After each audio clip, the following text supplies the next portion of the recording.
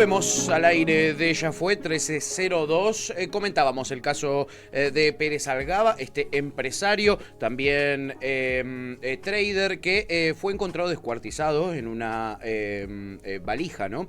Tuvimos como última novedad, comentábamos la aparición de su perro Cooper, que fue entregado a su hermano. También en las últimas horas nos enteramos que rechazaron la excarcelación de la mujer que estaba detenida por el crimen de Fernando Pérez Algaba. Y para hablar de esta situación estamos en contacto nada más y nada menos que con el abogado del hermano de Fernando. Es Javier Baños, con quien estamos en comunicación. Hola Javier, ¿cómo estás? Bienvenido a Ya Fue. Pato y Lucía te saludamos. ¿Cómo estás? ¿Qué tal, Pato? ¿Qué tal, Lucía? ¿Cómo andan? Muy buenas tardes. Bien, muchísimas gracias. A toda la audiencia. Muchas gracias, muy amable Javier, gracias por atendernos. Javier, estamos ahora recibiendo esta información, ¿no? De que se le negó la excarcelación a esta mujer que estaba detenida por el crimen de Fernando como sospechosa, ¿no? ¿Cuál es la vinculación que hay entre esta chica y el crimen de Fernando? Sí. Pato, yo te comento, en un momento tan incipiente de la investigación, sí, hay que ser muy cautos y muy prudentes, máxime teniendo en cuenta la complejidad de este expediente.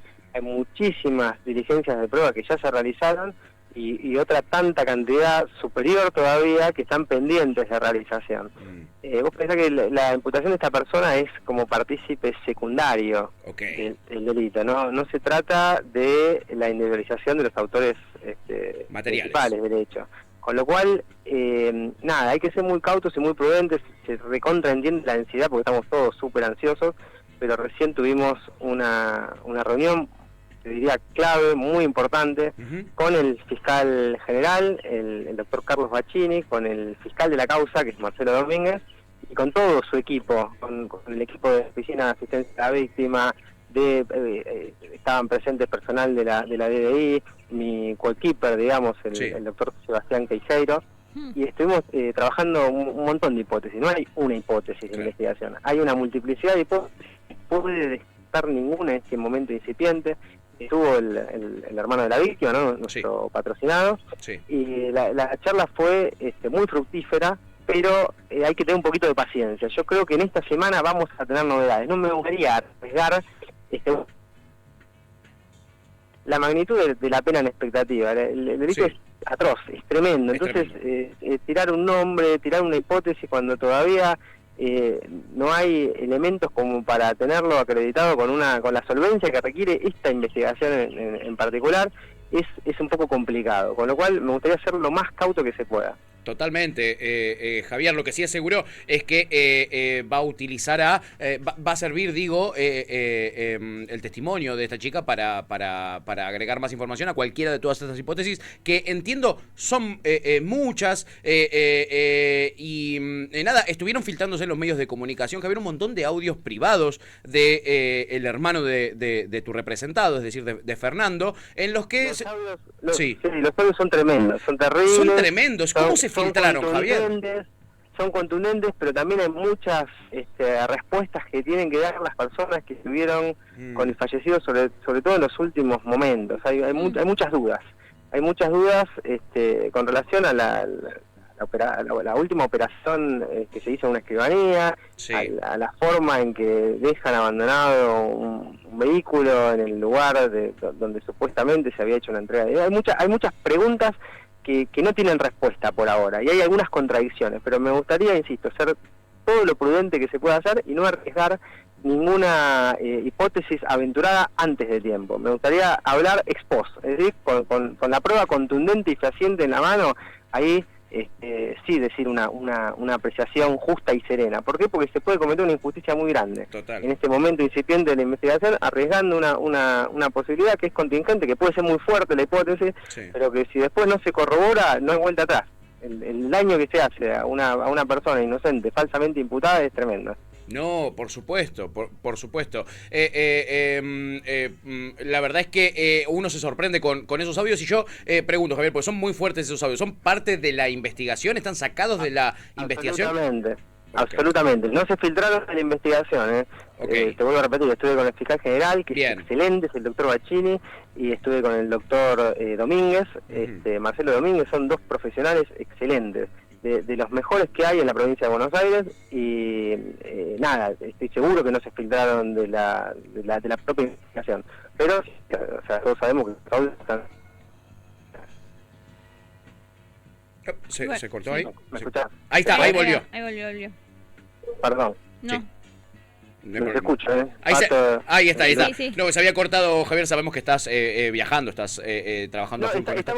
ahora justamente estoy Sí. esperando, vamos a ir a buscar las cosas de la víctima, que se va a llevar 3 valijas con ropa, el hermano de la víctima de la fiscalía, Sí. y en un ratito más nos estamos volviendo para el oeste. Claro, estás a full en este momento, Javier, lo entendemos, por eso estábamos esperando a recuperar la comunicación. Entendemos también, lo vimos ayer, que se recuperó el perro que tenía Fernando y ya se lo dieron a el hermano. Se suponía que esto podía llegar a utilizarse, podía llegar a servir para saber la localización, los últimos movimientos de quizás Fernando y el perro, porque el perro tendría un chip, pero según leí en Telam hace instantes nada más, el chip que tendría Cooper, el perro de Fernando, no sería un chip de geolocalización, sino un chip de historia clínica, por lo que no serviría, ¿no? En ese sentido, el chip del perro. Es correcta, Pato, la información que tenés. Uh-huh. No es un chip de geolocalización, pero el dato en sí del perro es un dato fundamental para la investigación. Ajá. Y creo que va por este lado. Es un perro que, por las características del animal, no camina mucho. O sea, y no hay posibilidad de que haya caminado solo la distancia desde donde aparecieron los restos del cuerpo, desde donde se produjo la operación esta que te comentaba hace un ratito, Sí. y desde donde fue encontrado el perro.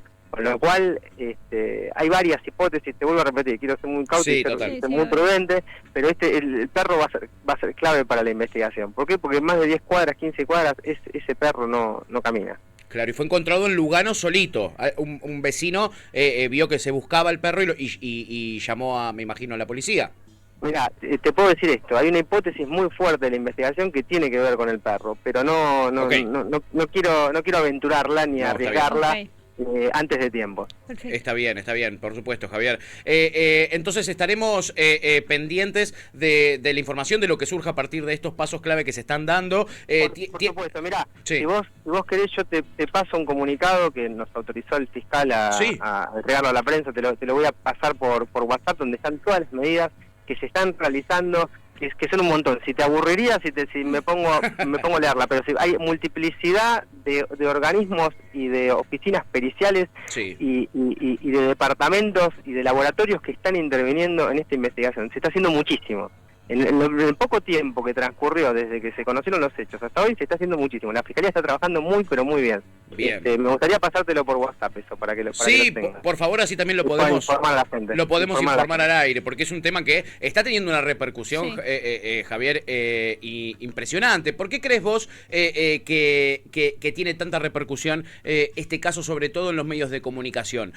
¿Por lo crudo de los audios? ¿Por la profesión que tenía Fernando? ¿Por qué crees? Y yo creo, Pato, que es un poco y un poco, que no hay una causa que explique un efecto, sino que hay una multiplicidad de causas que explican el mismo efecto. De hecho, el crimen es atroz, es tremendo. Yo trabajé 25 años en el Poder Judicial. Vos fuiste fiscal mucho tiempo también, Javier. Yo fui fiscal muchos años, pero un crimen de estas características y de esta naturaleza, la verdad que gracias a Dios no me tocó verlo como fiscal, me toca hoy verlo como abogado. Imagínate lo crudo que debe ser, las cosas que debe haber visto Javier y lo Sí. que te debe espantar esto, ¿no? Realmente tremendo. No da para especular, pero uno ve ese tipo de cosas y realmente especula. Esto no es un crimen, esto no tiene nada, esto tiene una pinta de mafia terrible. Uno puede pensar mil cosas, pero está laburando la fiscalía, tiene muchas hipótesis y seguramente pronto tendremos más resoluciones. El haber encontrado al perro es clave entonces, Javier, y ahí vamos a tener seguramente más datos para saber qué es lo que pasó, ¿no? Porque esta persona o estas personas que le hicieron esto a Fernando están sueltas. Y eso es un peligro. Sueltas, Pato, y fíjate esto que decís, que también lo dijiste, es lo atroz de este caso. Yo creo que es una maldad que excede la maldad natural del ser humano. Total. Es tremendo. Es tremendo. Sí. Sin duda, es de una morbosidad, una perversión absoluta. Javier, estás a mil, te agradecemos millones de gracias por haberte tomado el tiempito de hablar con nosotros, ayudarnos a entender un poquitito más y saber en qué instancia está la investigación. Javier nos garantiza que el fiscal y la fiscalía está laburando muy bien, hay varias puntas y se han logrado avances que nos van a permitir dilucidar más temprano que tarde qué ha sucedido con Fernando y agarrar a esta gente que está suelta, ¿no? Como le han hecho esto a Fernando, claramente no es la primera vez que hacen una de estas cosas y esperemos que sí sea la última. Javier, mil gracias, te dejamos tranquilo y te mandamos un abrazo grande. Muchísimas gracias a vos, salud y a toda la audiencia. Abrazo grande. Gracias, Javier, muy amable. Hablábamos con Javier Baños, ex fiscal y en este caso abogado del hermano de Fernando Pérez Algaba, este empresario trader también encontrado descuartizado en una valija tirado en el río, ¿no? Un paréntesis aparte para los medios de comunicación y el morbo con el que están tratando este tema, sí. ¿No? Lo de los videos, fotos de la bolsa donde salen las partes del tipo, la verdad, mucho morbo, y por eso le preguntaba a Javier, él como abogado defensor, ¿qué piensa? Porque es el abogado defensor.